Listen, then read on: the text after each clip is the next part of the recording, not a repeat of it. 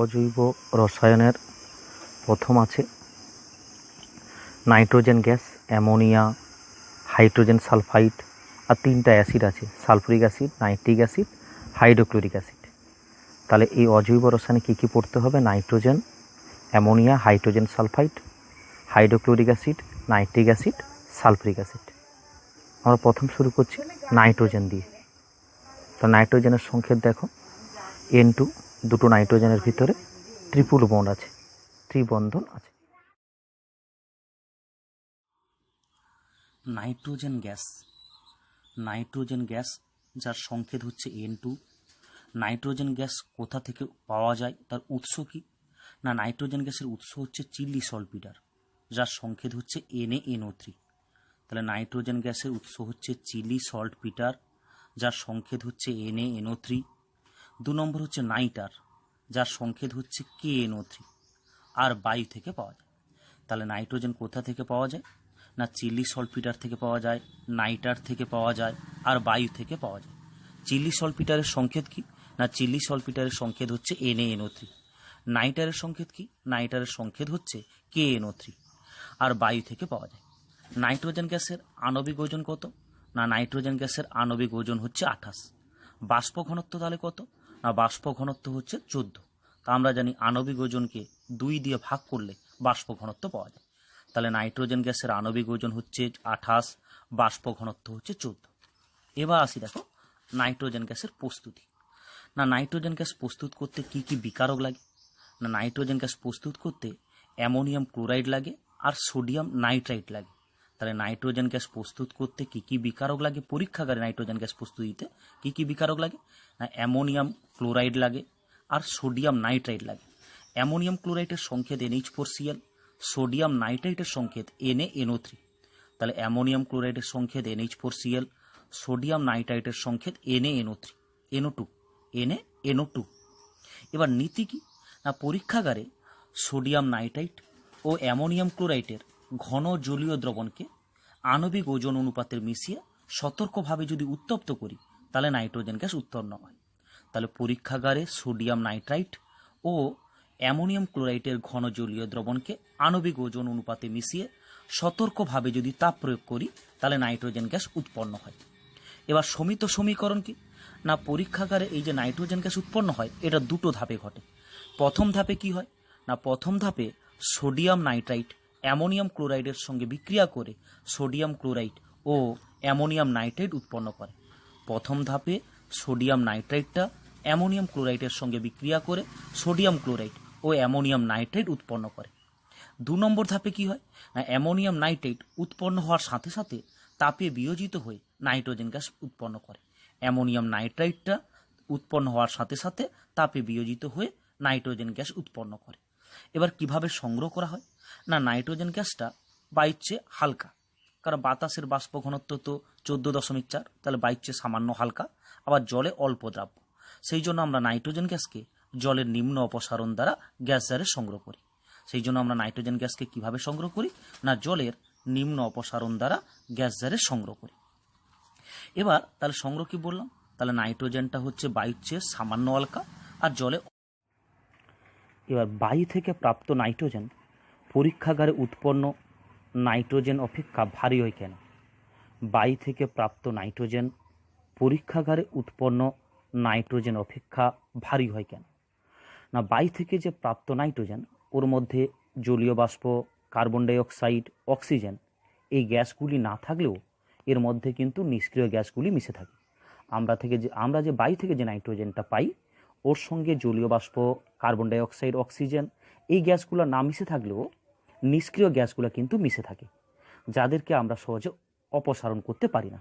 ওই জন্য বায়ু থেকে আমরা যে নাইট্রোজেনটা পাই সেটা হচ্ছে ভারী। কিন্তু পরীক্ষাগারে আমরা নাইট্রোজেন ঘটিত যৌগ থেকে যে নাইট্রোজেন গ্যাস প্রস্তুত করি, তার মধ্যে নিষ্ক্রিয় গ্যাসগুলি থাকে না। সেই জন্য পরীক্ষাগারে উৎপন্ন নাইট্রোজেনটা কি বলতো? হালকা। তাহলে বায়ু থেকে আমরা যে নাইট্রোজেন গ্যাসটা পাই, তাতে জলীয় বাষ্প, কার্বন ডাইঅক্সাইড, অক্সিজেন, এই গ্যাসগুলো না থাকলেও নিষ্ক্রিয় গ্যাসগুলো কিন্তু থেকে যায়। নিষ্ক্রিয় গ্যাসগুলোকে অপসারণ করা যায় না, আর সেই জন্য বায়ু থেকে প্রাপ্ত নাইট্রোজেনটা কি বলতো? ভারী। কিন্তু পরীক্ষাগারে আমরা যে নাইট্রোজেন গ্যাস ঘটিত যৌগ থেকে যে নাইট্রোজেন গ্যাসটা তৈরি করি, তার মধ্যে নিষ্ক্রিয় গ্যাসগুলি থাকে না। সেই জন্য পরীক্ষাগারে উৎপন্ন নাইট্রোজেনটা কি বলতো, হালকা। এরপরে নাইট্রোজেনের ভৌত ধর্ম কী? না নাইট্রোজেন তো যেন বর্ণহীন, গন্ধহীন, স্বাদহীন গ্যাস। নাইট্রোজেনটা বর্ণহীন, গন্ধহীন, স্বাদহীন গ্যাস। নাইট্রোজেন জলে খুব অল্প দ্রাব্য। নাইট্রোজেন গ্যাসটা জলে খুব অল্প দ্রাব্য। নাইট্রোজেন বায়ুর চেয়ে হালকা, কারণ বায়ুর বাষ্প ঘনত্ব কত, 14.4, নাইট্রোজেনের তো 14, তাহলে বায়ুর চেয়ে হালকা। নাইট্রোজেন গ্যাসটা সক্রিয় চারকোল দ্বারা অধিশোষিত হয়। নাইট্রোজেন গ্যাসটা সক্রিয় চারকোল দ্বারা কি হয়, অধিশোষিত হয়। আর নাইট্রোজেনের স্ফুটনাঙ্ক হচ্ছে -195.8 ডিগ্রি সেলসিয়াস। নাইট্রোজেন গ্যাস কিন্তু শ্বাসকার্যে সাহায্য করে না। তাহলে নাইট্রোজেনের ভৌত ধর্ম কি? নাইট্রোজেন বর্ণহীন, গন্ধহীন, স্বাদহীন গ্যাস। নাইট্রোজেন জলের চেয়ে হালকা, জলে অল্প দ্রাব্য। নাইট্রোজেন বায়ুর চেয়ে হালকা। নাইট্রোজেন সক্রিয় চারকোল দ্বারা অধিশোষিত হয়। আর নাইট্রোজেন গ্যাসের স্ফুটনাঙ্ক হচ্ছে -195.8 ডিগ্রি সেলসিয়াস। নাইট্রোজেন গ্যাস শ্বাসকার্যে সাহায্য করে না। এবার ব্যবহার কি? না নাইট্রোজেন গ্যাস অ্যামোনিয়া প্রস্তুত করতে, নাইট্রিক অ্যাসিড প্রস্তুত করতে, এই সব কাজে কি হয়, ব্যবহার করা হয়। তাহলে নাইট্রোজেন গ্যাসটা অ্যামোনিয়া প্রস্তুত করতে, নাইট্রিক অ্যাসিড প্রস্তুত করতে, এইসব কাজে কি করা হয়, ব্যবহার করা হয়। বৈদ্যুতিক বাল্ব তৈরি করতে, গ্যাস থার্মোমিটার তৈরি করতে নাইট্রোজেন গ্যাস ব্যবহার করা হয়। হিমায়ক রূপে ব্যবহার করা হয় তরল নাইট্রোজেন। আবার নিষ্ক্রিয় মাধ্যম রূপেও ব্যবহার করা হয়। নাইট্রোলিম সার প্রস্তুত করতে ব্যবহার করা হয়। আর ক্রায়োস্কোপিক সার্জারিতে ব্যবহার করা হয়। তাহলে নাইট্রোজেন গ্যাসটা অ্যামোনিয়া, নাইট্রিক অ্যাসিড ইত্যাদি প্রস্তুত করতে ব্যবহার করা হয়। বৈদ্যুতিক বাল্ব, গ্যাস থার্মোমিটার প্রস্তুত করতে ব্যবহার করা হয়। হিমায়ক রূপে ব্যবহার করা হয়। আর নিষ্ক্রিয় মাধ্যম রূপে ব্যবহার করা হয়। নাইট্রোলিম সার প্রস্তুত করতে ব্যবহার করা হয়। ক্রায়োস্কোপিক সার্জারিতেও নাইট্রোজেন গ্যাস ব্যবহার করা হয়। তাহলে এই হচ্ছে নাইট্রোজেন গ্যাসের কি ব্যবহার। এবার নাইট্রোজেনের রাসায়নিক ধর্ম কী কী? আচ্ছা, তার আগে একটু বলে দিই, এই ক্রায়োস্কোপিক সার্জারিতে যে তরল নাইট্রোজেন গ্যাস ব্যবহার করা হয়, এটা কিন্তু এমসিকিউতে প্রায় আসে। এবার রাসায়নিক ধর্ম কি? না নাইট্রোজেন অক্সিজেনের সঙ্গে কীরকম বিক্রিয়া করে।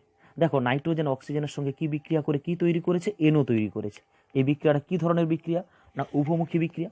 তাহলে 3000 ডিগ্রি সেলসিয়াস তাপমাত্রায় তড়িৎ স্ফুলঙ্গের উপস্থিতিতে নাইট্রোজেন অক্সিজেনের সঙ্গে কি করে, বিক্রিয়া করে। বিদ্যুৎ স্ফুলঙ্গের উপস্থিতিতে নাইট্রোজেন অক্সিজেনের সঙ্গে কি করে, বিক্রিয়া করে। আর বিক্রিয়া করে নাইট্রিক অক্সাইড উৎপন্ন করে। তাহলে 3000 ডিগ্রি সেলসিয়াস তাপমাত্রায় বিদ্যুৎ স্ফুলঙ্গের উপস্থিতিতে তাহলে নাইট্রোজেন অক্সিজেনের সঙ্গে বিক্রিয়া করে কি তৈরি করে, এনও উৎপন্ন করে, নাইট্রিক অক্সাইড উৎপন্ন করে। এরপরে দেখো হাইড্রোজেনের সঙ্গে হাইড্রোজেনের সঙ্গে নাইট্রোজেন কীরকম বিক্রিয়া করে। তাহলে হাইড্রোজেন নাইট্রোজেনের সঙ্গে বিক্রিয়া করে অ্যামোনিয়া তৈরি করেছে। তাহলে নাইট্রোজেনের সঙ্গে হাইড্রোজেনের বিক্রিয়ায় কী তৈরি হয়, অ্যামোনিয়া তৈরি হয়। তাহলে কি কি শর্তে বিক্রিয়া করে? তুমি বলো 550 ডিগ্রি সেলসিয়াস তাপমাত্রায় 200 বায়ুমণ্ডলীয় চাপে। 550 ডিগ্রি সেলসিয়াস তাপমাত্রায় 200 বায়ুমণ্ডলীয় চাপে লৌহচূর্ণ অনুঘটক আর মলিবডেনাম উদ্দীপকের উপস্থিতিতে 1 আয়তন নাইট্রোজেন 3 আয়তন হাইড্রোজেনের সঙ্গে বিক্রিয়া করে 2 আয়তন অ্যামোনিয়া তৈরি করে। এই বিক্রিয়াটা হচ্ছে তাপ উৎপাদক।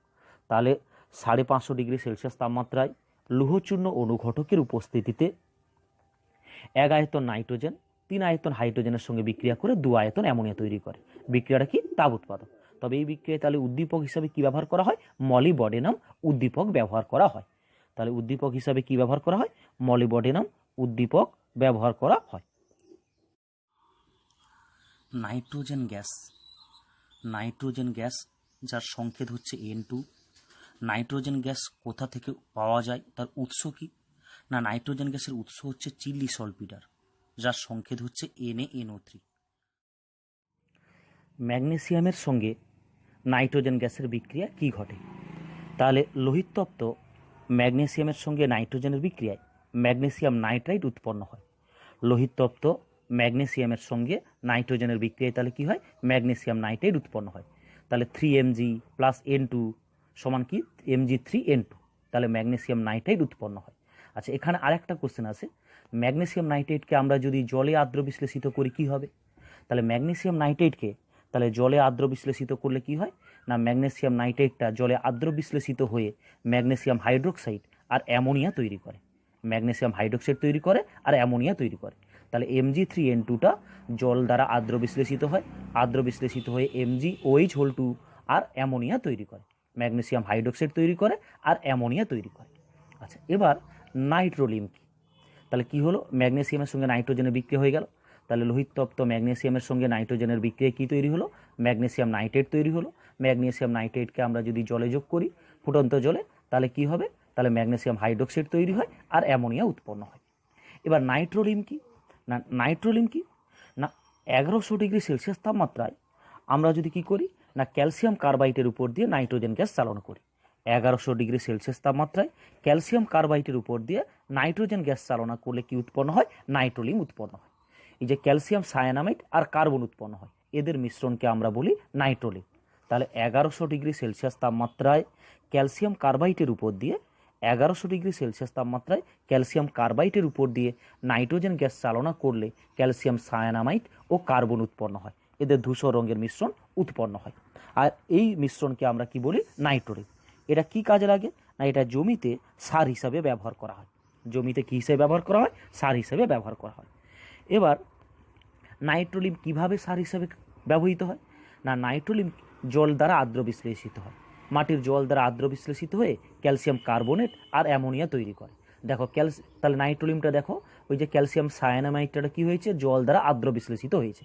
আর্দ্র বিশ্লেষিত হয়ে ক্যালসিয়াম কার্বনেট তৈরি করেছে আর অ্যামোনিয়া তৈরি করেছে। এই উৎপন্ন অ্যামোনিয়া ব্যাকটেরিয়ার দ্বারা কি হয়? জারিত হয়ে দ্রাব্য নাইট্রেট লবণ তৈরি করে আর উদ্ভিদ এই লবণকে সার হিসাবে গ্রহণ করে। তাহলে আমাদের যে ক্যালসিয়াম সায়ানামাইডটা ওটা কি করে? জল দ্বারা আর্দ্র বিশ্লেষিত হয়ে ক্যালসিয়াম কার্বনেট তৈরি করে আর অ্যামোনিয়া তৈরি করে। অ্যামোনিয়া কি হয়? ব্যাকটেরিয়ার দ্বারা জারিত হয়, জারিত হয়ে দ্রাব্য নাইট্রেট লবণ তৈরি করে আর উদ্ভিদ কি করে? এই লবণটাকে কি করে? সার হিসাবে গ্রহণ করে। এই কোশ্চেনটা কিন্তু ভালো করে পড়বি। তাহলে নাইট্রোলিম কি? তাহলে 1100 ডিগ্রি সেলসিয়াস তাপমাত্রায় ক্যালসিয়াম কার্বাইডের উপর দিয়ে যদি নাইট্রোজেন গ্যাস চালনা করা হয়, তাহলে ক্যালসিয়াম সায়ানামাইড ও কার্বনের ধূসর রঙের মিশ্রণ উৎপন্ন হয়। এই মিশ্রণটাকে আমরা বলি নাইট্রোলিম। এটা কি কাজে লাগে? জমিতে সার হিসেবে লাগে। এবার ক্যালসিয়াম সায়ানামাইড জল দ্বারা আর্দ্র বিশ্লেষিত হয়ে প্রথম ক্যালসিয়াম কার্বনেট তৈরি করে, তারপর অ্যামোনিয়া তৈরি করে। অ্যামোনিয়া মাটিতে যে ব্যাকটেরিয়া আছে সেটা কি করে? তাকে জারিত করে দ্রাব্য নাইট্রেট লবণে পরিণত করে দেয় আর উদ্ভিদ এই লবণটাকে খাদ্য হিসাবে কি করে? এই সার হিসাবে কি করে? গ্রহণ করে। এর পরের কোশ্চেনটা দেখ, সাধারণভাবে নাইট্রোজেন গ্যাস নিষ্ক্রিয় কেন? সাধারণভাবে নাইট্রোজেন গ্যাসটা নিষ্ক্রিয় হয় কেন? না নাইট্রোজেন গ্যাসের মধ্যে ভালো করে লক্ষ্য কর, দেখ দুটো নাইট্রোজেন গ্যাসের ভিতরে কটা বন্ধন আছে বলতো? 3টা বন্ধন আছে। তাহলে দুটো নাইট্রোজেন গ্যাসের ভিতরে কটা বন্ধন আছে? তাহলে 3টা বন্ধন আছে। তাহলে নাইট্রোজেন গ্যাসটা তো দ্বিপারমাণবিক। দুটো নাইট্রোজেন পরমাণুর মধ্যে তাহলে ত্রিবন্ধন বর্তমান। তাহলে নাইট্রোজেন গ্যাসটা হচ্ছে দ্বিপারমাণবিক। দুটো নাইট্রোজেন পরমাণুর মধ্যে তাহলে কটা বন্ধন আছে? তাহলে ত্রিবন্ধন আছে। এই ত্রিবন্ধনকে ভাঙার জন্য 942 কিলোজুল শক্তি লাগে। 942 কিলোজুল পার মোল এই শক্তিটা কি হয়? লাগে। তাহলে যেহেতু রাসায়নিক বিক্রিয়ার সময় নাইট্রোজেন অণু ভেঙে নাইট্রোজেন পরমাণুতে পরিণত হয়, কিন্তু এই নাইট্রোজেন পরমাণুতে পরিণত হওয়ার জন্য কি লাগে? বিপুল পরিমাণ শক্তি প্রয়োজন হয়।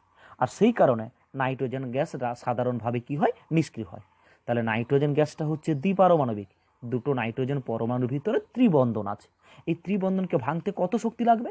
942 কিলোজুল শক্তি লাগবে। তাহলে নাইট্রোজেন যদি কারোর সঙ্গে বিক্রিয়া করে, তাকে নাইট্রোজেন অণু থেকে আগে নাইট্রোজেন পরমাণুতে আসতে হবে, কিন্তু পরমাণুতে আসার জন্য তো এই পরিমাণ শক্তি লাগে। তাহলে এই শক্তিটা সহজে পায় না, সেই জন্য নাইট্রোজেন গ্যাস সাধারণভাবে কি হয়? নিষ্ক্রিয় হয়। সেই জন্য নাইট্রোজেন গ্যাস কি হয়? সাধারণভাবে নিষ্ক্রিয় হয়। এবার নাইট্রোজেন গ্যাস থেকে তুমি কিভাবে হাইড্রোজেন গ্যাস অপসারণ করবে? নাইট্রোজেন হাইড্রোজেন মিশে আছে, তুমি এর মিশ্রণ থেকে কিভাবে হাইড্রোজেন গ্যাসকে অপসারণ করবে? না তুমি কি করবে? এই মিশ্রণটাকে প্যালাডিয়ামের উপর দিয়ে চালনা করে দাও। তাহলে প্যালাডিয়ামের উপর দিয়ে চালনা করলে প্যালাডিয়াম হাইড্রোজেন গ্যাসকে অধিশোষণ করে নেবে আর বিশুদ্ধ নাইট্রোজেনটা তাহলে কি হবে? বেরিয়ে যাবে। তাহলে মিশ্রণটাকে তুমি প্যালাডিয়ামের উপর দিয়ে চালনা করবে। চালনা করলে তাহলে প্যালাডিয়াম দ্বারা কি হবে? তাহলে হাইড্রোজেন গ্যাসটা কি হবে? অধিশোষিত হবে আর নাইট্রোজেন গ্যাসটা বিশুদ্ধ নাইট্রোজেন গ্যাসটা কি হবে? বেরিয়ে যাবে। এবার পরে তুমি ওই প্যালাডিয়ামকে উত্তপ্ত করলে ওখান থেকে তাহলে